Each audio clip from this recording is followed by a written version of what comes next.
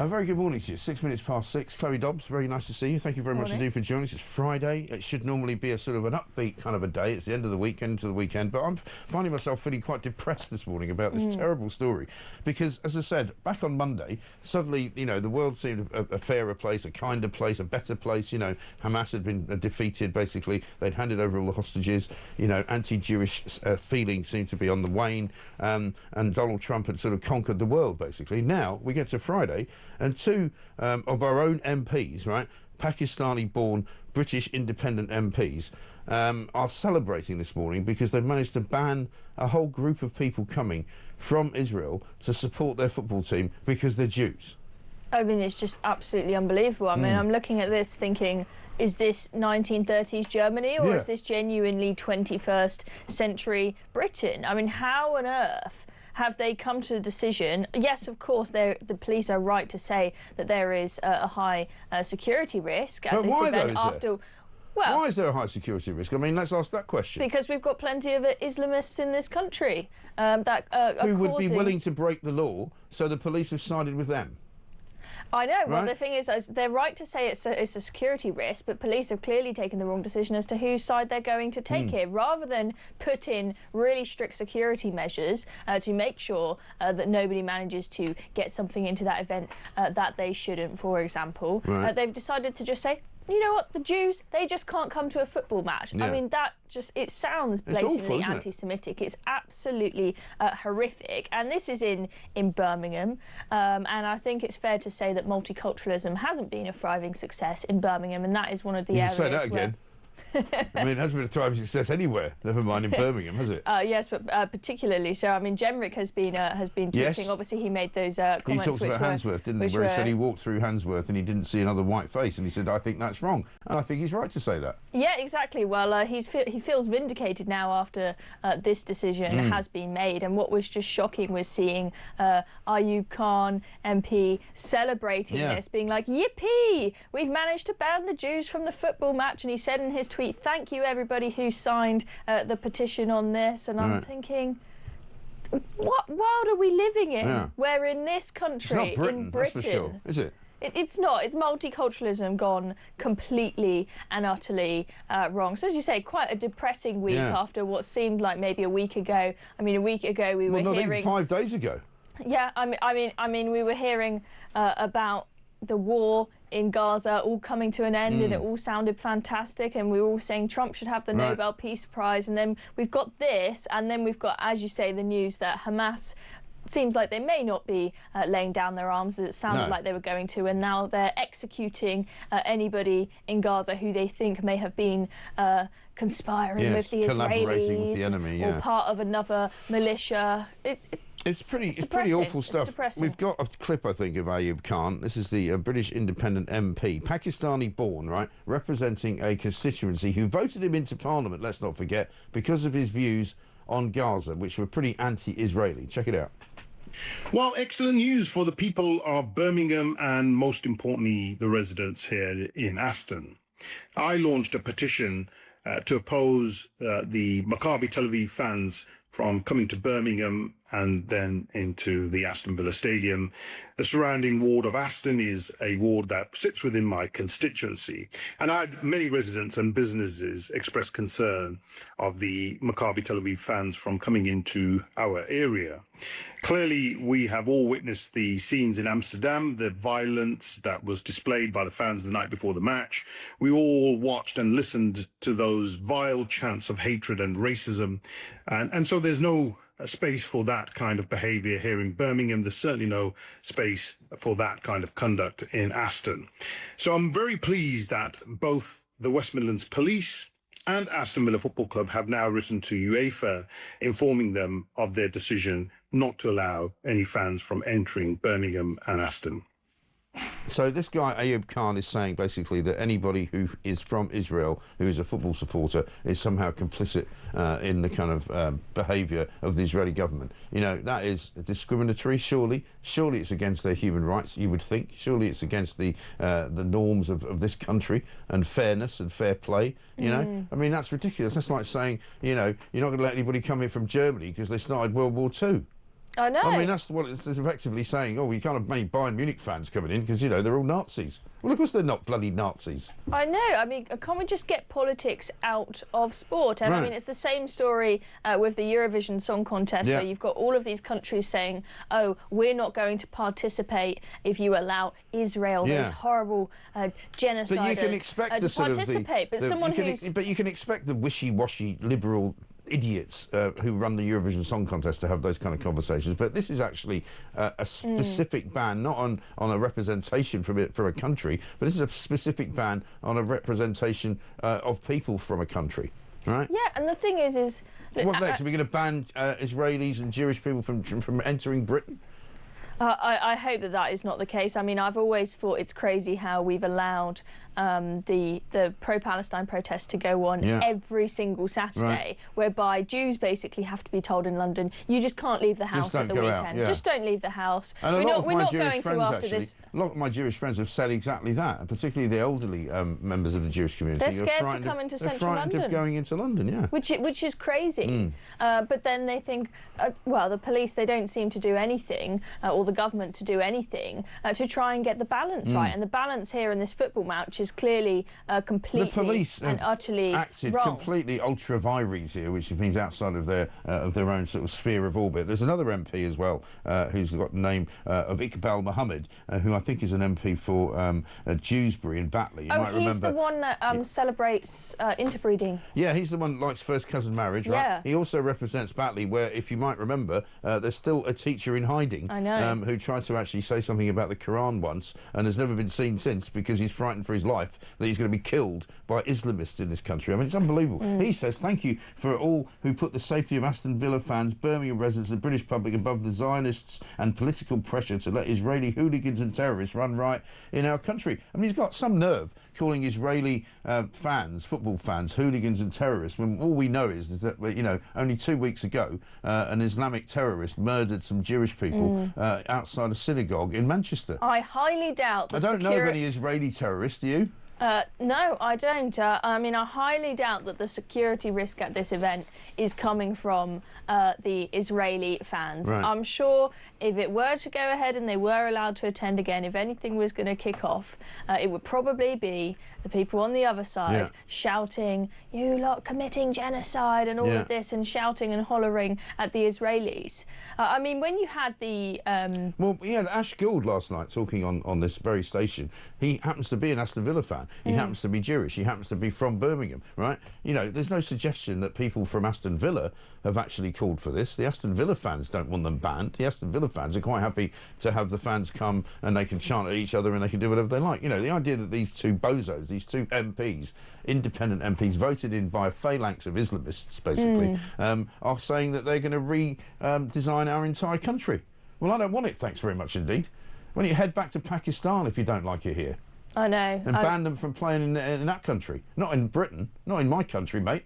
No, not at all. I mean, as we said, it is multiculturalism gone terribly, terribly wrong, where people can't get along with each other and accept their differences. I mean, I like... But it's not people. Let's not make it about, you know, like as if it's all happening everywhere. It's not people. It's particular people. It's Pakistani communities in this country who are fascist, who are ideologically based, who hate Jews, who are anti-Semitic, who shouldn't be here. That's what I'm talking about. Yeah, and I think that is more... Of course, that is not going to be the view of every single Pakistani, but I think it is more prevalent than we might have previously. Well, these guys got elected. These guys got elected by a Pakistani community. They didn't get elected by a British community. Exactly. Well, the fact that those people were able to win elections is shocking enough as it is. And then we had that polling, what, about a year ago, from the Henry Jackson Society asking British Muslims questions like, do you support Hamas? Do you think that Israel should exist? And questions like that. And the response was absolutely shocking. And it was very clear from that polling that was done that it is not just 1% of the Muslim community on the fringes that, for example, support terrorist organisations and think. Are you talking that about this Israel story on the front page of the Times today? Because the story on the front page of the Times today, in which it says public sector workers view Britain less favourably than the public, are more sympathetic to adversaries such as Russia and China, and terror groups like Hamas. right? They actually found that the biggest difference was in the NHS. Only 34% of public servants said they had no sympathy for Hamas, compared with 54% of the wider public. 30% of people working for the NHS expressed sympathy for Hamas. 30%. So practically a third of people working in our National Health Service have sympathy for a terrorist organisation that specialises in killing Jews. That's our NHS. You wouldn't want a doctor like that treating you in surgery. How have we got here? I'll tell you how we've got here. We've imported all these scumbags, and this is how they think. And now we're supposed to believe that that's the right way to be. Yes, it's that, and it is also the fact that there is a growing number of people in this country that aren't proud of their own country, so are happy to see the West values completely disappear. Because here we're talking about public sector workers. We're not just talking about people who have come here from another country. There will be plenty of woke Brits amongst this mix, lefty Brits. Yeah. We've got this very strange marriage of the woke left and Islamists together, both egging each other on and both wishing for the downfall of the West. I mean, you can't... And the eradication of Jews, let's face it, that's what they're asking for. Don't worry, though, because Keir Starmer's on top of the situation. He's tweeted out, this is from last night, this is the wrong decision, he says, of this decision to ban the football fans from coming here. We will not tolerate anti-Semitism on our streets. Sorry, you are tolerating it. You're allowing this to happen. He says the role of the police is to ensure all football fans can enjoy the game without fear of violence or intimidation. Well, why doesn't he do something about it?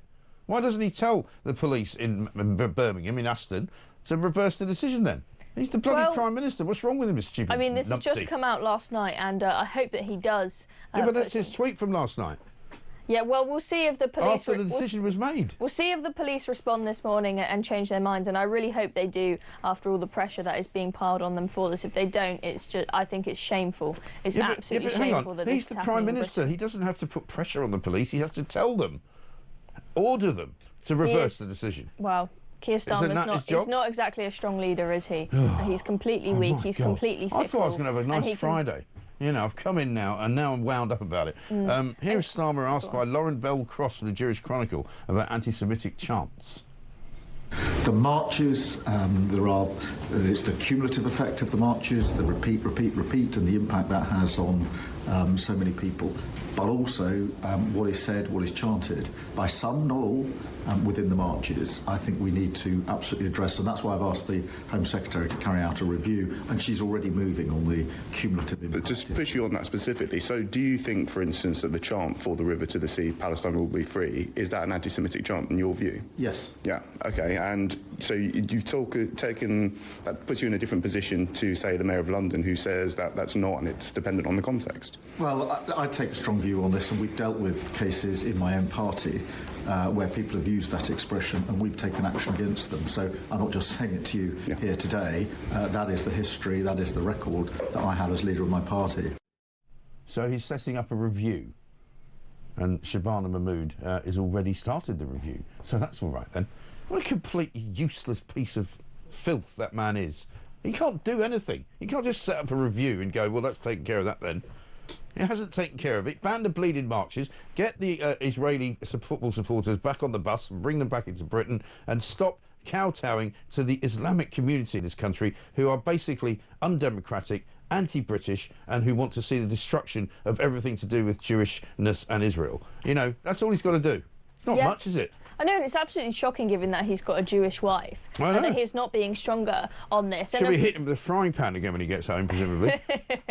I mean, after we had that horrible terror attack at the synagogue, he came out trying to say all of the right things, saying, I will do absolutely everything to ensure the security of the Jewish community. But what a lot of Jews were saying in response to that is, you can give us more security, you can give us more security guards outside our synagogues, but that's not really what we want. We have security, but we actually want to live in a world where we feel safe and we can walk about the streets without being terrified of somebody attacking us or heckling us and saying horrible things. And so he's completely turning a blind eye to what the root causes of this growing anti-Semitism is. And we need to take a good look at who we are importing into this country. He's allowing this atmosphere to fester. He's allowing it to get worse. And with every little small victory that these scumbags get, like this one against the Maccabi Tel Aviv fans, you know, it gives them strength and it gives them encouragement that they can go further.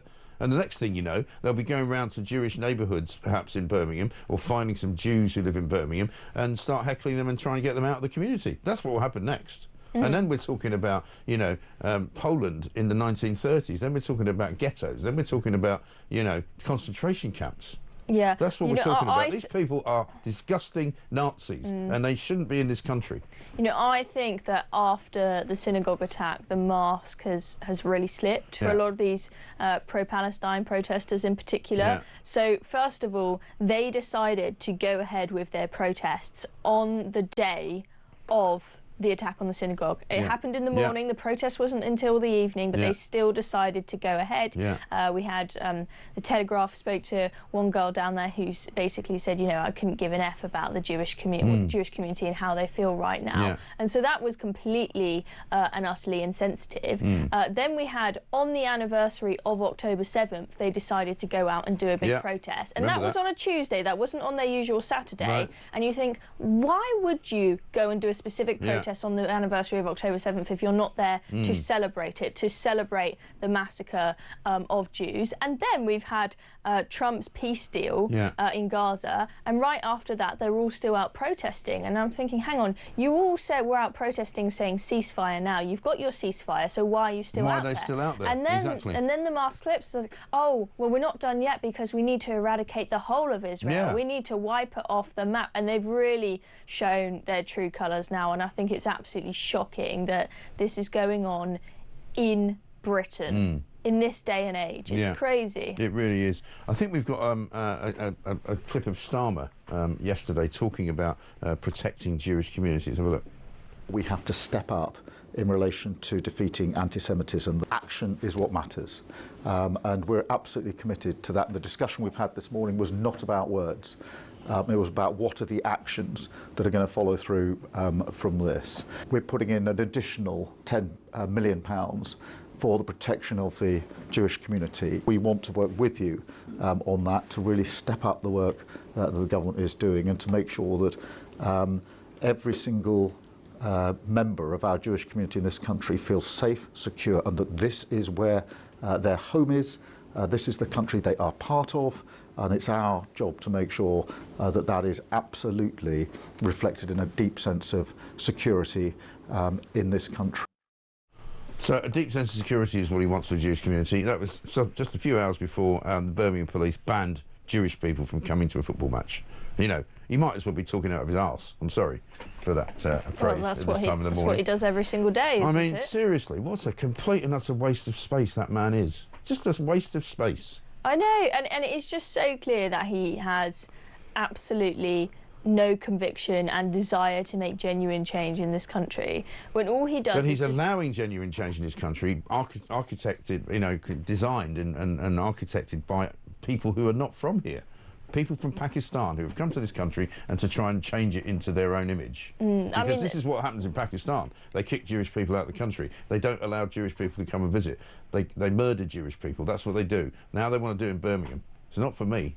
No, absolutely not. And the thing is that there used to be a day and age where we had some politicians that actually had conviction, and they didn't mind if what they said made them somewhat unpopular. But with Keir Starmer, you can see that he's just constantly calculating, how do I get this vote from this area of the public? How do I get votes? And he's always just trying to please everybody, well, and constantly pleasing nobody. He's clearly worried about the potential split of the vote on the left with the Jeremy Corbyn, Zara Sultana party. I've got the Your Party view on all of this, right? They put this out last night. Well done to Ayoub and all those who successfully campaigned for Maccabi Tel Aviv fans to be barred from attending the match at Aston Villa. So they're firmly on the side of the Nazis on this one. Yeah, it's absolutely shocking, and I think that they can get away with it by saying, "Oh, we're banning the Israelis, we're banning the Zionists." It's not about Jews. We're not stupid. Really? We can see right through it. And as I said, all the protests that have happened since that synagogue attack and then the peace deal and on October 7th, I think the mask has slipped for a lot of people, and it is quite clear that they are not just anti-Israel, but they are indeed anti-Semitic. Of course they are. And we've got, I think it's I think there are 89 seats in the country where the Muslim population is over double that of the national average. I think it's 80 out of 89 of those seats are held by Labour, and they are terrified of losing their seats. And you've got a lot of people, especially you've got people in the cabinet, include people like Wes Streeting and Jess Phillips, who very nearly lost their seats. They won it on a knife edge, and they know that if they don't do what the Muslim community like, that they could be out of a seat at the next election. I'm sorry, that doesn't sound like Britain to me. It sounds like another area of Pakistan, doesn't it? Unbelievable stuff. Good morning, Mike and Chloe, says Jules. Yesterday, Starmer tweeted about protecting Jewish communities and hours later said the Maccabi supporters ban was the wrong decision. Well, reverse the decision and ensure their safety, he says. Well, that would seem to me to be what he should do. The best response to the outrageous treatment of the Jewish football fans is for British fans to boycott or turn up wrapped in the Israeli flag. This sends a clear message to the Pakistani community and the FA, says Anna in Surrey. And Louise says, good morning, Mike. Louise from Ipswich. Aston Villa might as well have put up a sign saying no Jews allowed. This is blatant anti-Semitism. I'm frankly ashamed of Aston Villa. I'm ashamed of Birmingham. I'm ashamed of the police in Birmingham. These people have no business in our country, and this bloke, Ayoub Khan, whoever he is, should go back to Pakistan and practice his anti-Semitism somewhere where people appreciate it, because we certainly do not. Me and Chloe Dobbs coming back after this.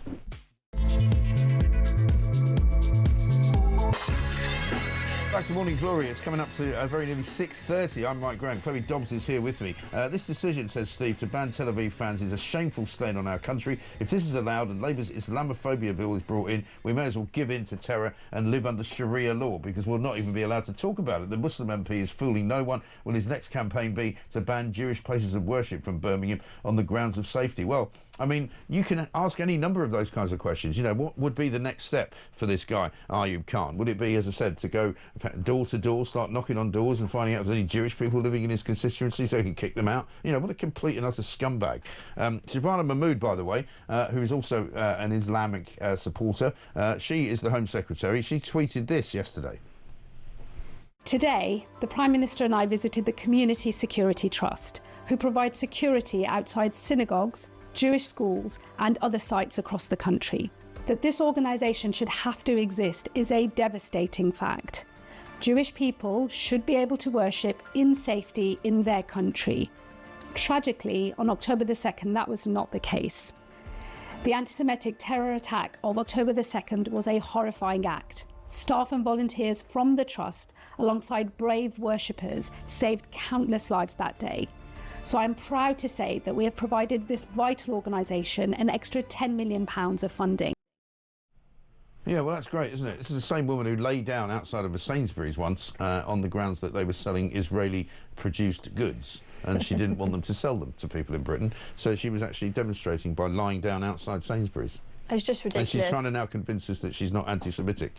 I know. Of course she's not. Of course. I mean, typical politician flip-flopping and going whichever way the wind blows. And because yeah, but she's not going whatever way the wind blows. She's going the way that she knows in her heart that she believes. Because if you believe that Israeli goods should not be sold in this country, I'm sorry, that doesn't make you a supporter of freedom or democracy or even Israel. Doesn't. It makes you anti-Semitic. Well, I meant her now going and making that video is her going whichever way the wind blows. Right. She showed her true colours when she's been out protesting with her Free Palestine signs and boycotting Israeli goods. And now she's thinking, oh, I've got to technically do the right thing as a politician. She expects us to have forgotten about all of that, presumably. Exactly. And we haven't forgotten. And we live in a modern age of social media. We can go back and find all the old pictures and all the old clips and all the old tweets. We can also find the old clip of her in Greece welcoming illegal migrants into Europe.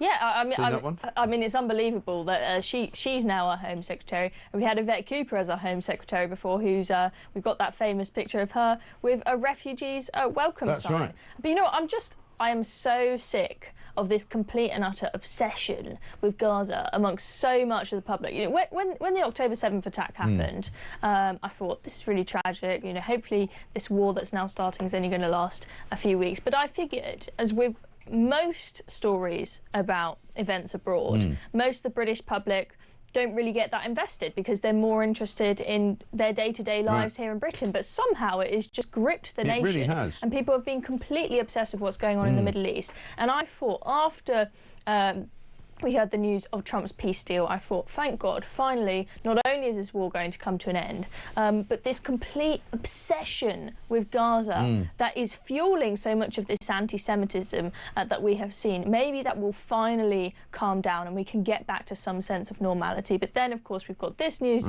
today about the football match. As I said, they've still gone out, these pro-Palestine protesters, they're still going out protesting after we got a peace deal, because they just said, oh, we're not done yet, we need to completely wipe Israel off the map. Some of them have said, we had that Oxford student say, Gaza, Gaza, make us proud, put the Zios in the ground, and it just Thankfully, he's been arrested and suspended from Balliol College, but, you know, nevertheless, he said it. Yes, but it's just shocking that that's still happening on our streets, and I really hope that things can be brought to an end in Gaza. Sadly, it's looking like Hamas are not playing ball, and they're now publicly executing so many people. It's interesting how shooting people in the streets. It's interesting how the usual pro-Palestine brigade are so quiet about that, isn't it? Just, and they're not calling out what is an absolutely disgusting state of affairs in Gaza right now, where it's gone to civil war. Well, because these are the people they support. They support these people, you know, because, as you said before, it's a very thinly veiled sort of, you know, support that they've got for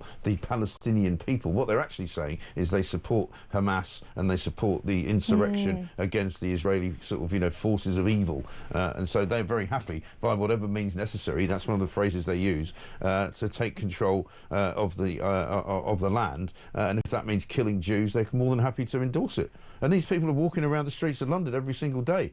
You know, is it any wonder that Britain has changed? Is it any wonder that we don't have control of our own borders and we don't have control of our own cities? This from Susan in Essex. She says, hello, Mike. Am I living in Nazi Germany? Starting with people grassing on other people during COVID. We've got a Prime Minister who wants to control every aspect of our lives. We have a people banning goods made in Israel. A Prime Minister who has made it quite clear which side he is on. What's going on with this country? It makes you feel so ashamed. I think a lot of people feel like that. As a Villa fan, says Em in Bath, I'm utterly ashamed to discuss with this decision. It's nothing other than blatant anti-Semitism, and the idea that footballers will now be going back to the ridiculous taking the knee is ironic in the extreme. We really are in real trouble as a country. I think we are.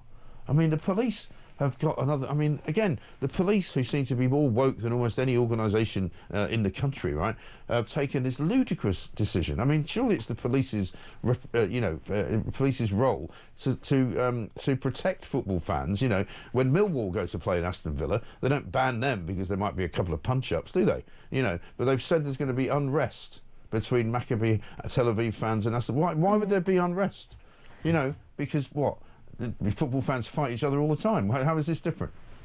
Yeah, it's not different, and sure, there is going to be a higher security risk there because of the very sad reality we're living in, that there is a significant amount of anti-Semitism, and probably not so in Birmingham than other. But the answer is they're going for the easy answer. No, but I don't think there is. I mean, I don't think Aston Villa fans are anti-Semitic. I don't think there's any danger to the Maccabi Tel Aviv fans from Aston Villa fans. So where is the danger coming from? I mean, maybe it's just them being out and about in Birmingham afterwards. I'm not completely sure. But what I have seen time and time again is the police going for the easy answer rather than the right answer, because we've seen at so many of these pro-Palestine protests, we've seen so many times where the police have decided to arrest somebody who is on the pro-Israel side, for example, because it's easier to take away one person than to deal with the huge mob of people who are attacking them. I mean, there was the guy with the Hamas are terrorists sign just quietly holding up this banner, and people start throwing... He's the Iranian protester, isn't he? Yeah, they start throwing stuff at him, screaming and shouting. Who do the police arrest? They arrest the guy with the sign who's done nothing wrong, because it's easy. And then we've had police saying, oh, sorry, can you please not look visibly Jewish? Can you please not come around to this protest because you might antagonise some of the protesters? And the right thing for the police to do is allow Jewish people to be openly Jewish. If they want to wear a Star of David and they want to wear a skull cap, they should be able to do so. And the police should protect them, rather than saying, sorry, can you make sure you don't look visibly Jewish? Can you make sure you don't cross the road whilst there are pro-Palestine protesters here? it's completely and utterly wrong, but it is the police just going for expediency, going for what seems easy. They think, resources-wise, it's easier if the Jews just stay at home all the time and lock themselves indoors. Absolutely shocking stuff. And of course, one of the things that is being mentioned as a possible kind of reason for this, from the police's point of view, is what happened in Amsterdam, because there was a game in Amsterdam, I think, last season, which involved a team from Israel coming and the fans being chased around Amsterdam by Islamists and being blamed somehow for provoking it. You know, it was unbelievable. Let's get a voice note from Pete. Pete from Lincolnshire, looking forward to a great show. Regarding the Tel Aviv football fans and the ban on them coming to watch their away match, effectively what this does now is this now gives succor to any organisation banning Israeli either fans or spectators to visit or watch their organisation participating. This could now be the Eurovision Song Contest. We can't guarantee the safety of Israeli fans or in the crowd, so they have to then ban them from coming to watch. At what point do the police authorities actually start to take charge in this country and support the cause of the good? Well, exactly right. Or just not necessarily promote whichever cause, good or bad, but just promote fairness and promote the lawful engagement of football fans who want to go to a football match. I mean, it's as simple as that, really. Margaret says this in Birmingham. That MP is spouting a load of BS. I live in Birmingham and I'm a football fan. He is not talking in my name. This decision has to be reversed. Starmer needs to get involved. JS from Cheshire says, morning both. I would also be asking who is Aston Villa's most high-profile fan? None other than the King's son. No statement of support for the Jewish fraternity then. Just saying. Yeah, we haven't heard from Prince William. Prince William is apparently an Aston Villa fan. Is he going to speak out about this, do you think? I mean, maybe, but he might be scared to do so because he shouldn't be, and I hope that he does do the right thing and he says something. But there are so many people who are scared to say anything that potentially puts them on the side of Israelis or Jews because they know how horrible the mob can be. They will absolutely go for you. They won't be polite and debate you respectfully. They will send you threats. They will scream and shout at you and send you an absolute torrent of abuse. And it's horrible that we've come to that state of affairs where people can't disagree respectfully. If the soon to be if the heir to the throne, who's about to be king of this country, can't say anything, then we really are in a bad place because he really needs to come out and say something. I think he should. Yeah. Have you seen what Zara Sultana has said? Yeah, well, I've seen, you know, the Your party has already come out in support of Ayoub Khan, saying he's done a great thing. Yeah, well, and Zara Sultana has tweeted saying, brilliant, the next step is that the UEFA must ban all Israeli teams. We can't be supporting genocide and apartheid like this. It's football. It's football. Right. Also, it's not genocide. It's been ruled that it's not genocide, you know. Forget about it. Yeah. You know, some ridiculously little crappy committee at the United Nations said it was genocide. Doesn't actually count. Completely irrelevant. It's like Jeremy Corbyn saying it's genocide, you know. It's ridiculous. Chloe Dobbs is here. I'm Mike Graham. We've got lots more to talk about as well, but this is the main story of the day. Football fans being banned from a football match because they're Jewish. It's that simple. In Britain in 2025. Absolutely shameful. 6:41.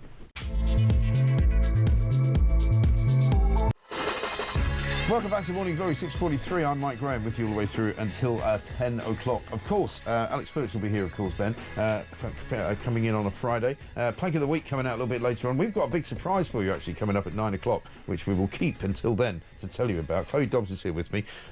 Obviously, that Israeli story is a massive story this morning, but an awful lot of the papers haven't got it on the front page because they're still going with the Chinese spy story. And believe it or not, just when you thought, you know, the story couldn't get any weirder, suddenly Prince Andrew's involved in it now. I know. I mean, it keeps on developing, and it's really hard to keep track of all of the details of this story because it is so confusing, and the story just keeps on changing, especially from Starmer's now. Oh yeah. And so at the start of the week, we had Starmer's Security Minister Dan Jarvis speak in Parliament to try and clear up the misunderstanding. And he threw the civil servant under the bus then, didn't he? That was when that happened. Yeah, he tried to throw the civil service under the bus, but he denied that there was this meeting that was reported reported in the Sunday Times about the case, where apparently everyone in Downing Street spoke about the case but didn't know any of the details of the case. So he denied that that happened, and then at PMQs, Kemi pushed Keir Starmer on it, and he admitted that that meeting did happen. And Kemi said, wait, so you're suggesting that the Deputy National Security Advisor is the only one that knew about the case. This meeting happened, but he didn't speak to the National Security Advisor, to you or anyone else in Downing Street. And Starmer just went, yes. Yes. And he also said, did he not, that yes, there was a meeting, but it was a meeting about China, but they didn't talk about China at the meeting. I know. You know, it's just like this sort of Chinese puzzle he's now creating. I know. It's clear as day that he hasn't told the true story, and there's a very good chance that he misled Parliament. But he tried to clear up the air by saying, don't worry, everybody, I am going to release the witness statements from the Deputy National Security Advisor that will very clearly confirm to you that the reason why this fell apart is because the Tories between 2021 and 2023 failed to call China a threat. Those witness statements have now come out, and that doesn't confirm what Keir Starmer has said at all. The witness statements show very clearly, time and time again, that China was referred to as a threat, and there was the witness statement from 2023, but then two supplementary witness statements from earlier this year, where the Deputy National Security Advisor has taken parts of the Labour manifesto saying how close they want to be with China, and has put that in there. And my understanding is that the Director of Public Prosecutions at the CPS is that he had a lot of evidence there from those witness statements, but felt like he was sort of 95% there and needed a bit more from the government to confirm that China is a big threat, and that he was requesting that and wasn't getting it. There are also a lot of questions. It's not just Starmer who's in a muddle here, but there are a lot of questions to be asked of that Chief Prosecutor as to why he didn't deem that enough evidence to deem China a threat, because a lot of people would look at it and say it clearly was, but it looks really, really awful. Yeah, it does. On Starmer, on Jonathan Powell, his security advisor. Yeah, I mean, he can't last, can he? I mean, the Times this morning has got China and the MI5 organisation berating Labour over the spying case. We've got a clip, I think, of Director General Sir Ken McCallum from MI5. So, of course, our preference always is to effect the most enduring disruption we can when prosecutions and convictions happen. That's great. So, yes, we are frustrated when those things don't happen. Like, this is not unique. There are sometimes reasons why prosecutions don't work. But the key thing for us to do is to disrupt threats, and that's what we've done. Well, not exactly. They haven't really disrupted any threat. You know, they've got two guys who were supposed to be inside Parliament, not spying on behalf of the Chinese, but they were spying on behalf of the Chinese. So they haven't actually in any way got rid of a threat, because they don't know exactly what they told the Chinese. Or if they do, why do we not know what that was? Let's have another look at what he said about whether China is a threat. Actors acting on behalf of the Chinese state, engaging in activity that threatens UK national security, yes, of course. Every day in life. I've described that today, I've described it in previous years. That will continue to be true. It's a whole series of different vectors of national security activity that we deal with. Alongside that, of course, sits a different question, which is what should the overall balance of the UK's kind of nation-to-nation relationship with China be? That one is a matter for government. Still, we don't have any answers as to what these two guys were doing, and exactly what information they were passing to China, exactly what information they were getting inside Parliament, because, you know, we saw earlier this week Speaker of the House getting very worked up, saying, you know, these are people who are working within the parliamentary estate, who are using the parliamentary estate and their access to it for nefarious purposes. Why have they not been prosecuted? I know, and my understanding is that one of the two men involved was feeding information to someone who's one of Xi Jinping's right-hand men, a really, really high profile. So this was... Well, this is a guy that's meeting Prince Andrew, right? This is some quite serious spying that was going on, is the impression that I get. And I feel as though there's this big disunity between the government and their decisions about their approach to China and the security services. They should be working hand in hand together so that any decisions that we make with regards to China are informed by the security services. And the reason why I bring that up is I am really concerned about this Chinese super embassy. We're expecting Steve Reed should be making a decision perhaps as early as Tuesday, but it might be delayed after all of this news. They are saying it's being delayed today in the paper. They're saying decision on the plans for the 600,000 square foot embassy has been put back until at least December the 10th. Yeah, well, my understanding was that, at least until now, that the security services were not allowed to give their point of view on this planning application. I mean, that seems completely insane for a foreign embassy, that the security services don't have a say. And the big concern with this embassy is that it is positioned where there are cables running underneath, feeding information to the financial district.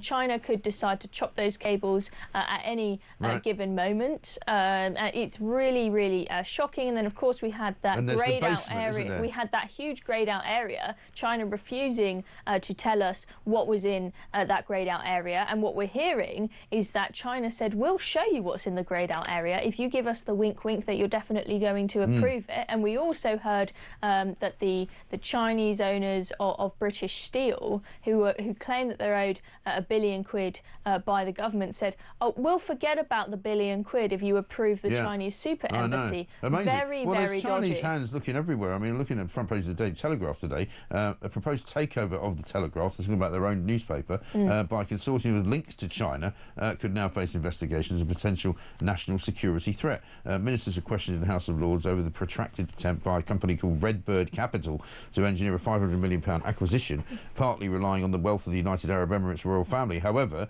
they've got links to China because there's a Chinese investor involved in it as well, and they really don't want anybody Chinese anywhere near, owning a newspaper in this country, which seems fair enough. They're infiltrating us so much. It's very clear they want as much information about the West as possible. Another thing that they were talking about on the Spectator podcast yesterday was how there is a data room, a data system that is used by the police for any time that they are looking in to a spy and considering arresting a spy, etc. And apparently that data centre, the government decided to sell that to the Chinese. So the Chinese own the data system that's feeding all of the private information to the police, potentially about Chinese spies. I'm thinking, hang on, did you not, when you were deciding Doesn't sound a great that business idea, deal, that there might be a reason why China want to buy that other than it just being a good idea money-wise? Absolutely mad. Bonkers. Art from Newport says this: morning, Mike. As a Villa fan since a very young age and a friend to all Jews, I find it totally disgusting that people such as these vile politicians can have the power to prevent fans from watching a football match. The minority now rules the majority. Yeah, we'll talk more about that coming up. More to come as well. 3 asylum seekers have just been charged with rape, by the way. We'll be bringing that story. And also we'll be doing the latest on Rachel Reeves and where she thinks the magic money pot is going to take her next. This is Talk.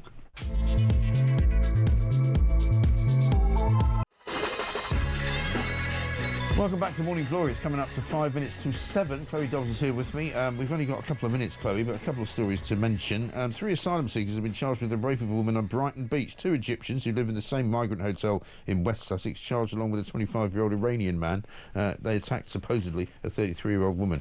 I mean, we can't say too much about it because obviously it's a live case, but, they're being charged is just the latest scenario in what's going on in this country. Let's talk about Rachel Reeves as well. Rachel Reeves on page 2 of The Sun, considering cuts to energy bills and rail fares. I was saying to Christian this morning, the only reason she can cut down on energy bills and cut down on rail fares is because she's put a load of charges on that we don't need to pay. For example, I think energy bills have got a VAT charge on, haven't they?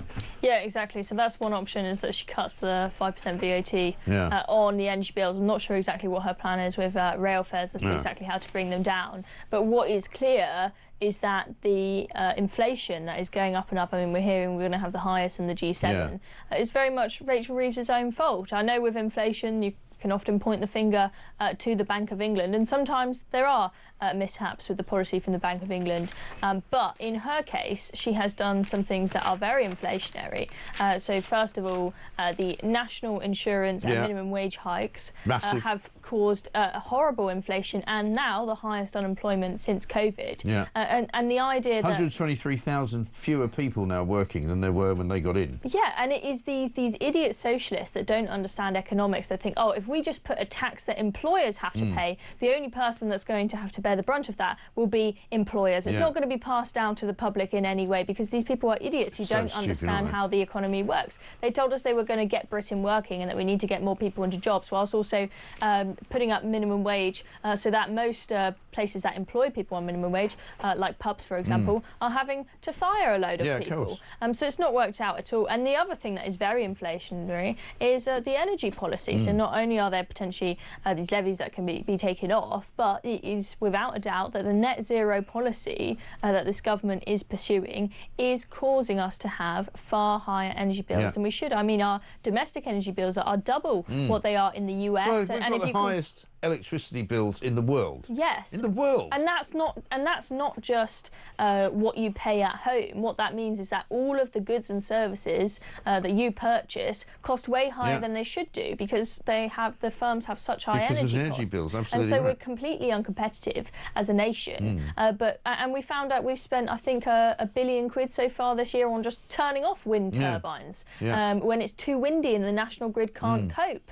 That is being passed on to us. Well, both of the last bills. 2 days, we've been checking the national grid. And I'll have another look today, the national grid dashboard, and it shows that something like 45 to 50% of our energy is being supplied by gas.